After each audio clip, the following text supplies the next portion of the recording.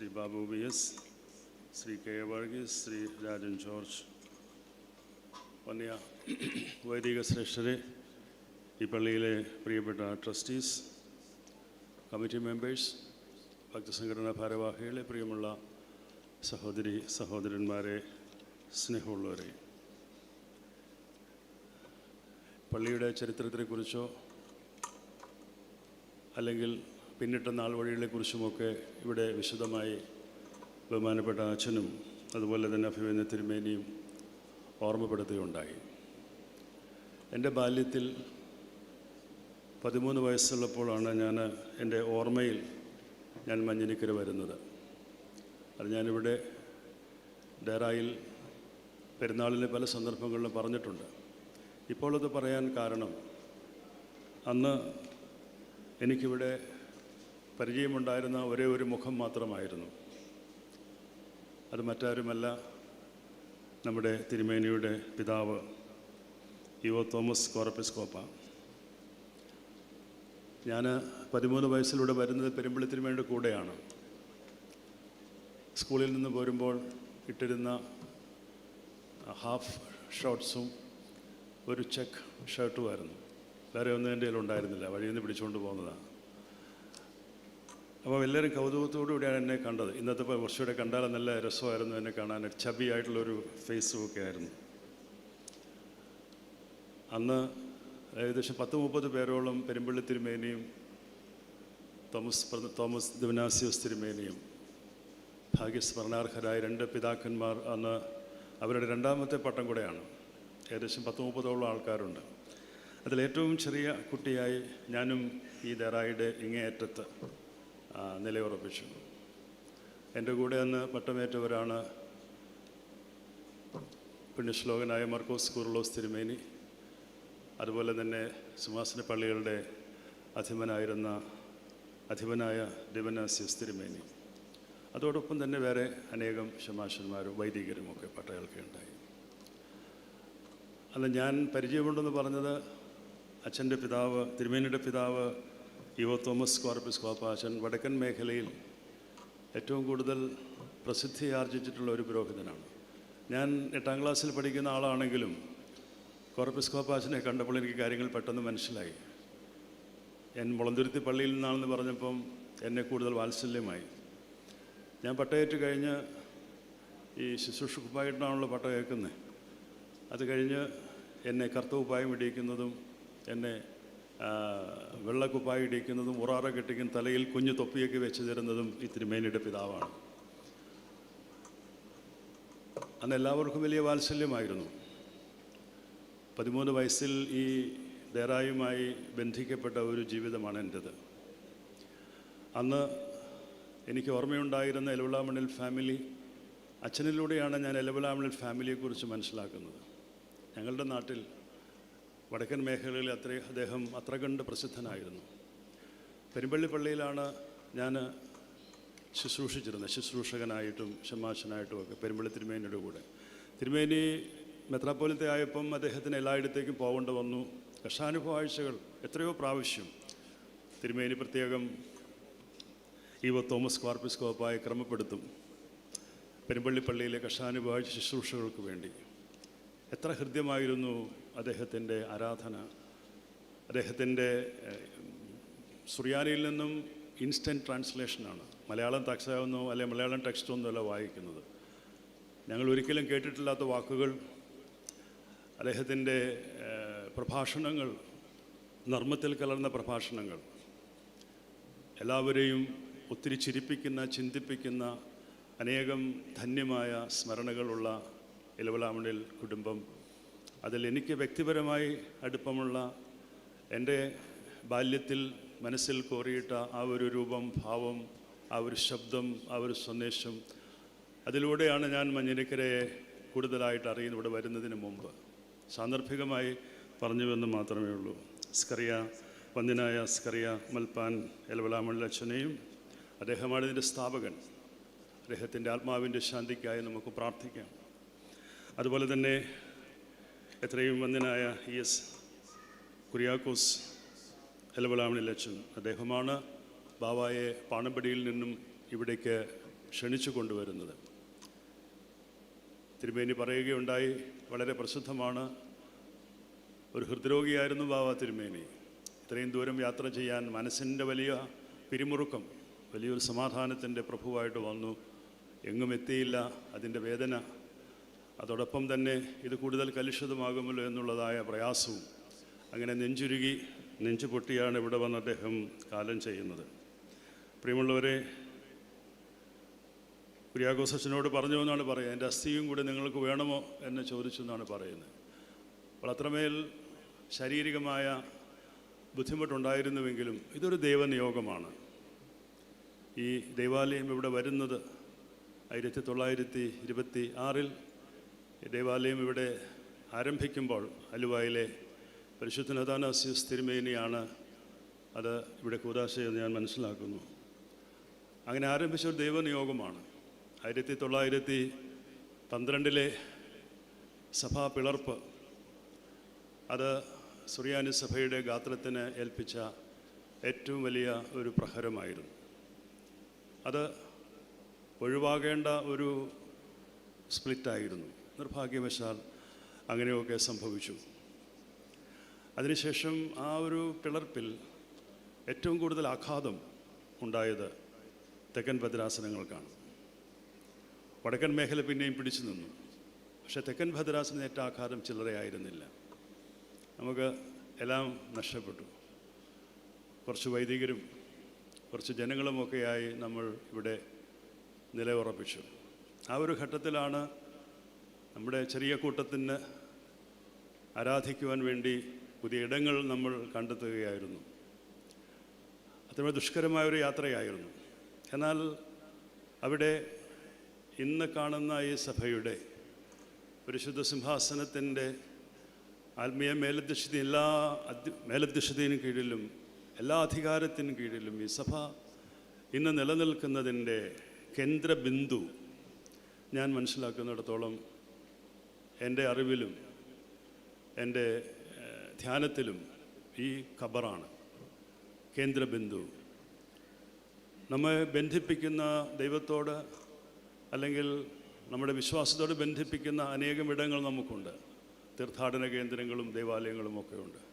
പക്ഷെ പരിശുദ്ധ അന്ത്യോക്യ സിംഹാസനവുമായിട്ടുള്ള ബന്ധത്തിൽ, മലങ്കര സഭയും പരിശുദ്ധ സിംഹാസനവുമായിട്ടുള്ള ബന്ധത്തിൽ നമ്മെ ബന്ധിപ്പിക്കുന്നത് കേന്ദ്രബിന്ദുവായി നിൽക്കുന്ന ഒരു പുണ്യപ്പെട്ട ഇടമാണ് മഞ്ഞിരിക്കര ദേറ. ആ ദേറായിൽ പരിശുദ്ധ പാത്രീർക്കീസ് ബാവായെ കൊണ്ടുവരുവാനും ഈ സെൻറ്റ് സ്റ്റീഫൻസ് ചർച്ചിൽ കൊണ്ടുവരുവാനും ഇതിൻ്റെ പരിമിതമായ സൗകര്യത്തിൽ വാർദ്ധക്യത്തിലും രോഗാവസ്ഥയിലുമായ ബാവായെ ഈ ദേശത്തുകാർക്ക് സ്വീകരിക്കുവാൻ ഇവിടെയുള്ള നാടും നാട്ടുകാരും ഹൈന്ദവ സഹോദരങ്ങളായിരുന്നു ഏറ്റവും കൂടുതൽ ആ പരിശുദ്ധനെ വരവേൽക്കുവാൻ. അദ്ദേഹത്തിലെ ആത്മീയതയുടെ ആ വലിയ മഹത്വം ബോധ്യപ്പെട്ടുകൊണ്ട് വന്ന നാൾക്ക് മുതൽ അണമുറയാതെ വിശ്വാസികളുടെ വലിയ ഒരു ആഘോഷമായിരുന്നു ഇവിടെ.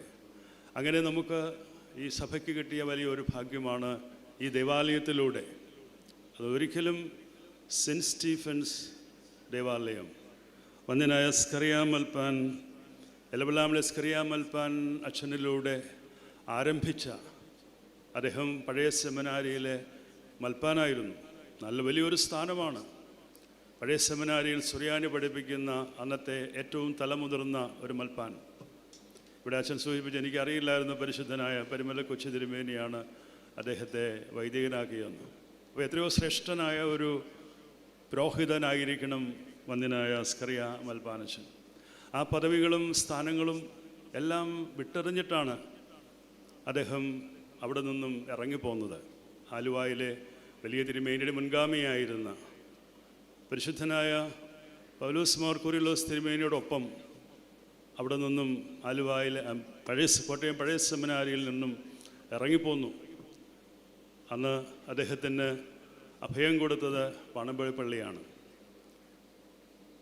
നമ്മുടെ എലിയാസ് സ്ഥിതിയൻ പാത്രീർക്കീസ് ബാവായും ഇതുപോലെ തന്നെ മിഖായേൽ തിരുമേനിയുടെ ഇടമായ നമ്മുടെ പാണമ്പടി പള്ളിയിലായിരുന്നു, അവിടെയായിരുന്നു താമസം. അവിടെ നിന്നുമാണ് ഇവിടേക്കുള്ള പ്രയാണമുണ്ടായതും നമുക്ക് ഈ മഹാഭാഗ്യം ലഭിച്ചതും. ഒരു 100 വർഷം പിന്നിടുമ്പോൾ നമ്മുടെ സഭ ഓരോ ഘട്ടങ്ങളിലും വിവിധങ്ങളായിട്ടുള്ള പ്രതിസന്ധികളിലൂടെയാണ് മുന്നോട്ട് പോകുന്നത്. ഞാൻ 1912 കുറിച്ച് പറഞ്ഞപ്പോൾ അന്ന് ആഘാതമുണ്ടായത് തെക്കൻ ഭദ്രാസനങ്ങൾക്കാണെന്ന് പറഞ്ഞു. എന്നാൽ പിന്നീട് ഒരു യോജിപ്പുണ്ടായി. 1958 മുതൽക്ക് 64 വരെയുള്ള കാലഘട്ടം, 64 വേണം പറയാം. ആ യോജിപ്പ് അതിൻ്റെ ഒരു പൂർണ്ണതയിലെത്തി എന്ന് വേണേൽ പറയാം. പൂർണ്ണതയായിരുന്നില്ല, അത് പ്രാബല്യത്തിൽ വന്നു. പരിശുദ്ധ പാത്രീരിക്കിസ് ബാവ ഇവിടെ മലങ്കരയിൽ എഴുന്നള്ളി വന്ന്, ഔഗേൻ ബാവ എഴുന്നള്ളി വന്ന്, നമ്മുടെ ഇഗ്നാത്യൂസ് യാക്കോബ് തൃതീയൻ പാത്രീരിക്കിസ് ബാവ എഴുന്നള്ളി വന്ന് ഔഗേൻ ബാവായെ കാതോലിക്കയായിട്ട് വാഴിക്കുന്നു. അതോടെ ഒരു യോജിപ്പിൻ്റെ പൂർണ്ണതയിലെത്തി. അത് സഭയെ സംബന്ധിച്ചുള്ള രണ്ടാമത്തെ ഒരു ട്രാജഡിയായി മാറ്റപ്പെടുകയാണ്. പിന്നീടുണ്ടായ വിഭജനം നിങ്ങൾക്കറിയാം. അത് വടക്കൻ മേഖലകളെ വല്ലാണ്ട് ആഘാതമുണ്ടാക്കി. ഈവൻ നമ്മുടെ കോലഞ്ചേരി മെഡിക്കൽ മിഷൻ ഹോസ്പിറ്റൽ തുടങ്ങിയുള്ള നമ്മുടെ ഭദ്രാസനാസ്ഥാനങ്ങൾ തുടങ്ങിയുള്ള എല്ലാം നമുക്ക് നഷ്ടപ്പെടലിൻ്റെ ഒരു അവസ്ഥയിലേക്ക് അത് പോയി. പിന്നീടും ഈ 2017 ശേഷം 94 ശേഷമുള്ള ഒരു കാലഘട്ടം, അവിടെയും നമുക്ക് ഒത്തിരി പ്രയാസങ്ങളുണ്ടായി. ഏറ്റവും കൂടുതലായി 2017 ഉണ്ടായ കോടതി വിധി, അതുണ്ടാക്കിയതായ ആഘാതം ഇന്നും അതിൻ്റെ ഒരു വൈബ്രേഷൻ നമുക്കിടയിലുണ്ട്. പക്ഷേ ഇതിൻ്റെ എല്ലാം മധ്യത്തിൽ പരിശുദ്ധ സഭയുടെ സത്യവിശ്വാസ സംരക്ഷണാർത്ഥം ഈ ദൈവത്തിൻ്റെ ജനം എത്രമാത്രം കരുത്തോടു കൂടിയാണ് ചേർന്ന് നിൽക്കുന്നത്. നഷ്ടങ്ങളും കഷ്ടങ്ങളും ഒന്നും ഈ ദൈവത്തിൻ്റെ ജനത്തെ ഒരിക്കലും തളർത്തിയിട്ടില്ല. കഷ്ടതയും കണ്ണുനീരും അതിലൂടെ വളരുന്ന, അതിലൂടെ തെളിഞ്ഞു വരുന്ന ആധ്യാത്മികതയിൽ വിശ്വസിക്കുന്ന ഒരു സമൂഹമാണ് സുറിയാനി സഭയിലെ ദൈവമക്കൾ. ഇന്ന് ഞാൻ പ്രസംഗിച്ചപ്പം സുറിയാനി സഭ അനുഭവിക്കേണ്ടി വന്ന വലിയ യാതനകളെക്കുറിച്ചൊക്കെ പറയും. ആദിമ ക്രൈസ്തവ സഭയുടെ കാലഘട്ടങ്ങൾക്ക് മുതൽക്ക് അത് വിടാതെ നമ്മെ പിന്തുടരുന്നുണ്ട്. എന്നാൽ അതിൽ നമ്മൾ കൂടുതൽ ഭാരപ്പെടുന്നില്ല. ഇനിയും ഒരുപക്ഷെങ്കിൽ കൂടുതൽ പരീക്ഷണങ്ങൾ ഉണ്ടായേക്കാം. 1, 2, 3 ദൈവാലയങ്ങളൊക്കെ നഷ്ടപ്പെട്ട ആളുകളുണ്ട് നമുക്ക് ഈ തെക്കൻ ഭദ്രാസനം. ഞാൻ പേരെടുത്ത് പറയാനൊന്നും ആഗ്രഹിക്കുന്നില്ല. നിർഭാഗ്യകരമാണ്. ക്രൈസ്തവ മൂല്യങ്ങൾ ചോർന്നു പോകുന്ന ക്രൈസ്തവ കമ്മ്യൂണിറ്റീസ്, അത് നാടിൻ്റെ വലിയ ശാപമാണ്. ക്രിസ്തീയ മൂല്യങ്ങൾ ഉയർത്തിപ്പിടിക്കുവാൻ എല്ലാ ക്രിസ്ത്യൻ കമ്മ്യൂണിറ്റീസിനും സാധിക്കണം. അത് സാധ്യമാകാതെ വരുമ്പോഴാണ് യഥാർത്ഥത്തിൽ ക്രിസ്ത്യൻ മൂല്യങ്ങൾ വികലമാക്കപ്പെടുന്നത്. അതിനുള്ള അവസരങ്ങൾ നമ്മളായിട്ട് ഉണ്ടാക്കി കൊടുക്കാൻ പാടില്ല. ക്രൈസ്തവ സ്നേഹത്തിൽ ചേർന്ന് നിൽക്കുവാൻ, പരസ്പരമുള്ള ആദരവിലും ബഹുമാനത്തിലും ജീവിക്കുവാൻ എല്ലാവർക്കും ഒരു ഡിഗ്നിറ്റി ഉണ്ട്. ആ ഡിഗ്നിറ്റി കീപ്പ് ചെയ്തുകൊണ്ടും അവരുടെ വിശ്വാസത്തെ അംഗീകരിച്ചുകൊണ്ടും നിലനിൽക്കണം. അതോടൊപ്പം തന്നെ മറ്റു മതങ്ങളോടുള്ള നമ്മുടെ സമീപനവും ആദരിച്ചുകൊണ്ടും സ്നേഹിച്ചുകൊണ്ടും പരസ്പരമുള്ള ബന്ധങ്ങൾ കൂടുതൽ ഊഷ്മളമാക്കിക്കൊണ്ടും ദേശത്തിൻ്റെ ഒരു സംസ്കൃതിയുണ്ട്. ആ സംസ്കൃതിക്ക് ഒരു കോട്ടം സംഭവിക്കാതെ മുന്നോട്ട് കൊണ്ടുപോകുവാൻ നമുക്കെല്ലാവർക്കും ഉത്തരവാദിത്വമുണ്ട്. ഇവിടെ തിരുമേനിയുമൊക്കെ പറയുന്നുണ്ടായിരുന്നു, ഞാൻ പ്രൊഫൈലൊക്കെ വായിച്ചു നോക്കി, ഏത് കാലത്തും ഈ പള്ളിക്ക് അല്ലെങ്കിൽ ക്രിസ്ത്യൻ കമ്മ്യൂണിറ്റീസിൽ പ്രശ്നങ്ങൾ വരുമ്പോൾ അവിടെയെല്ലാം എപ്പോഴും ചേർന്ന് നിൽക്കുന്ന മറ്റ് സമുദായത്തിൽപ്പെട്ട ദൈവമക്കളാണ്. അതെല്ലാം ഒരു ദേശത്തിൻ്റെ വലിയൊരു പാരമ്പര്യത്തിൻ്റെ, വലിയൊരു ശ്രേഷ്ഠതയുടെ ഒരു പ്രസിദ്ധപ്പെടുത്തലായിട്ട് മാത്രമേ നമുക്കതിനെ കാണാനായിട്ട് സാധിക്കുകയുള്ളൂ. ജൂബിലി വർഷം എല്ലാ അർത്ഥത്തിലും സമൂഹത്തോട് മുഴുവനും സ്വാതന്ത്ര്യം പ്രഖ്യാപിക്കേണ്ടുന്ന ഒരു വർഷമാണ്. നിശ്ചയമായിട്ടും ഈ ഇടവക നാളിതുവരെ ഈ ദേശത്തിന് വലിയൊരു സാക്ഷ്യം നിർവഹിച്ചിട്ടുണ്ട്. അതുകൊണ്ട് തന്നെയാണ് ഇവിടെയുള്ള സാഹോദര്യത്തിൻ്റെ വലിയ ഫലങ്ങൾ നമുക്കിവിടെ കാണാനായിട്ട് സാധിക്കുന്നത്. എല്ലാവരും ഈ ദേറായോടും ഈ സെൻറ്റ് സ്റ്റീഫൻസ് ചർച്ചിനോടും എത്രമാത്രം ബഹുമാനത്തോടും ആദരവോടും സ്നേഹത്തോടും കൂടിയാണ് ചേർന്ന് നിൽക്കുന്നത്. സമൂഹത്തിൻ്റെ സമൂലമായ പരിവർത്തനത്തിൽ പങ്കാളികളാവുക എന്നുള്ളത് നമ്മുടെ സുവിശേഷീകരണത്തിൻ്റെ അല്ല, നമ്മുടെ ആത്മീയതയുടെ ഒരു പൂർണ്ണതയാണ്. യഥാർത്ഥത്തിൽ മനുഷ്യരിലേക്ക് ഇറങ്ങിച്ചെല്ലുക, മനുഷ്യരുടെ വേദനകളും ദുഃഖങ്ങളും ഭാരങ്ങളും ഒക്കെ അറിയുക. കുരുടന് കണ്ണായി, ചെകിടിന് ചെവിയായി, ഊമന് നാവായി, മുടന്തന് കാലായി, വിശക്കുന്നവന് അപ്പമായി ഒക്കെ പ്രത്യക്ഷപ്പെടുവാനുള്ള കരുണയുടെയും കരുതലിൻ്റെയും കാവലിൻ്റെയും ഒക്കെ അനുഭവമുള്ളവരായി സമൂഹത്തിൽ എല്ലാവരിലേക്കും ആവശ്യക്കാരുടെയൊക്കെ മുന്നിൽ നമുക്ക് ഓരോ ക്രിസ്തുവായിട്ട് പ്രത്യക്ഷപ്പെടുവാനായിട്ട് സാധിക്കണം. അവിടെയാണ് നമുക്ക് നമ്മുടെ സമൂഹത്തോടുള്ള പ്രതിബദ്ധതയുടെ പൂർണ്ണത നമുക്ക് കൈവരിക്കാനായിട്ട് സാധിക്കും. അവിടെ മതം, വിഭാഗീയത അതൊന്നും അതിന് തടസ്സമായിട്ട് നിൽക്കാനായിട്ട് പാടില്ല. മനുഷ്യനെ മനുഷ്യനായിട്ട് കാണണം. മനുഷ്യനെ സ്നേഹിക്കുമ്പോഴാണ് മനസ്സിൽ ദൈവം വസിക്കുന്നത്. ആ ദൈവത്തിൻ്റെ വാസത്തിലൂടെയാണ് മനുഷ്യൻ്റെ മഹത്വത്തെ മറ്റുള്ളവർ കാണുന്നത്. മനുഷ്യൻ്റെ മഹത്വത്തിലേക്ക് അവന് സഞ്ചരിക്കുവാൻ അവന് പ്രേരണ നൽകുക അവൻ്റെ മതമാണ്, അവൻ്റെ വിശ്വാസമാണ്. മനുഷ്യൻ്റെ മഹത്വത്തിലേക്ക്, നല്ല മനുഷ്യനിലേക്കുമുള്ള ഈ പ്രയാണത്തിൽ തടസ്സപ്പെടുത്തുന്ന മതങ്ങളോ അല്ലെങ്കിൽ അതിന് വിഘാതം നിൽക്കുന്ന മതചിന്തകളോ ഒരിക്കലും നമുക്ക് അംഗീകരിക്കാനായിട്ട് സാധിക്കുകയില്ല. ഒരു മതവും മനുഷ്യനെ ചീത്തയാക്കാനോ മനുഷ്യന് തെറ്റായ മാർഗത്തിലൂടെ യാത്ര ചെയ്യാൻ ഒരു മതവും അനുശാസിക്കുന്നില്ല. എല്ലാ മതങ്ങളും സ്നേഹവും സാഹോദര്യവും അതുപോലെ തന്നെയുള്ള ധർമ്മത്തിലും വിശ്വസിക്കുന്നവരാണ്. അങ്ങനെയുള്ള സത്യവും ധർമ്മവും സ്നേഹവും സാഹോദര്യവും സഹവർത്തിത്വവും എല്ലാ മതങ്ങളും പ്രചരിപ്പിക്കുമ്പോൾ അതിന് വിരുദ്ധമായി മനുഷ്യർ ചീത്ത മനുഷ്യരായി പ്രവർത്തിക്കുമ്പോൾ അതിന് മതത്തിൻ്റെ ഒരു പേര് ചാർത്തി മതത്തെ നമ്മൾ അധിക്ഷേപിക്കുക ഒരിക്കലും ശരിയായിരിക്കുകയില്ല.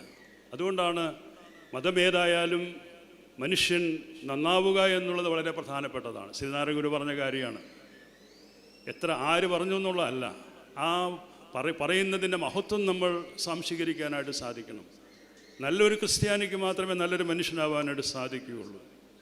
നല്ലൊരു ഹിന്ദുവിന് മാത്രമേ നല്ലൊരു മനുഷ്യനാവാനായിട്ട് സാധിക്കുകയുള്ളൂ. നല്ലൊരു ഇസ്ലാമിന് നല്ലൊരു മനുഷ്യനാവാൻ സാധിക്കും. അവിടെ ഈ നല്ല മനുഷ്യനും നല്ല മതവും തമ്മിൽ വളരെ കോറിലേറ്റ് ചെയ്യപ്പെടുന്നുണ്ട്.